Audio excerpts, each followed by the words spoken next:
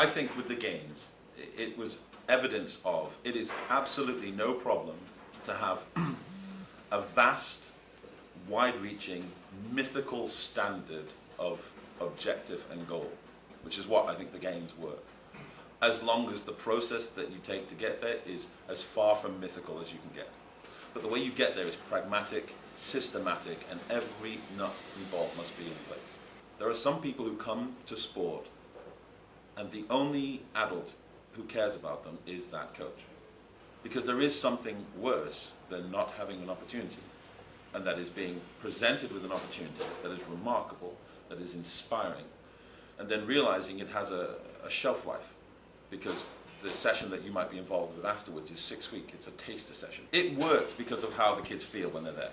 It doesn't work because they all love basketball, because this is Britain and half the kids who arrive have no idea what they're doing. I kick this? No, you do not kick this. Yeah. But how it feels is what makes the kids want to be involved. All of our staff of 9 are former kids, not out of expediency, not out of convenience, but because they get it. They understand how you attract kids to sport. When I wanted to play basketball, it's the most improbable thing ever. Coming from the most unlikely kid, I was the fat kid who hid in the corner of the library and read books. And yet somehow, when I thought about basketball, I could see it, I could smell it. I remember waking up one night and blinking my eyes because I'd been dreaming about sweat dripping into my eye while I was playing. The more improbable the goal, the more detailed that future history, that future vision of what you're trying to achieve must be. I got to America and coaches overlooked me and said, oh, we don't want him in our summer league team because of the way I taught. I knew if they had a problem with me being British, then being gay and British, I mean, one of the advantages of being gay and British is that Americans can't tell the difference.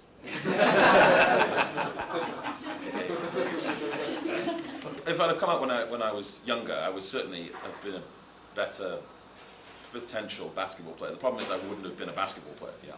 I would have been a fat psychologist in Manchester. I'm heading back in that direction, actually. But I was like, this is a step on the path to being in the NBA or staying in the NBA, and especially the staying part. When I suddenly started seeing these amazing, phenomenal 19-year-old athletes, and I was like, oh, there's another one I need to get injured. We spend a lot of time not actually having relationships with real people. We have relationships with facades of people, and they are necessarily vacuous relationships. You just don't invest in having a relationship with the image of a person. And if people don't give you some access to the things that make you feel, make you aspire, make you hope, make you sad, whatever it is, if they don't have some access to that within you, then you're just relating to a title in business, for example. To me, it's fundamental. But I'm a psychologist, so my job is talking to people. And if I talk to people and they think I'm talking to a psychologist, then we just don't get anywhere. There are 3 things that we know improve intrinsic motivation. These 3 things are relatedness, competence, and autonomy.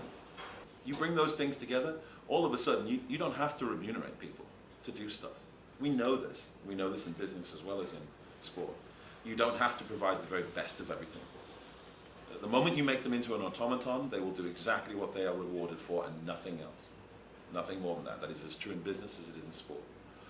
But we try and engender those other 3 things, which means kids just want to be there.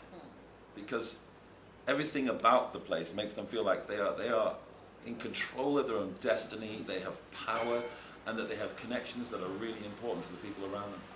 When you present yourself as you are and say, look, I've got some deficiencies and I've got some skills, but together we can make this work, you're going to garner a lot more followership that way than coming in and just saying, because of my title, you should do what I say. And we've got this thing in hierarchies where people think that when you're junior, you should bend all the time, and when you're senior, you shouldn't have to bend at all. You shouldn't have to flex, which is amazing to me. It's the opposite way around. When you're junior because you are less experienced and less skilled, ostensibly. So why would you make people who are already less skilled, already have less experience, flex away from what they're comfortable doing? You've just reduced their efficiency by 30%. Whereas if you're senior, the whole point of you being senior is that you have massive experience, a massive skill set. And so you flexing 1% at that level means that the people below you don't have to flex. your effectiveness as a team goes up remarkably that way.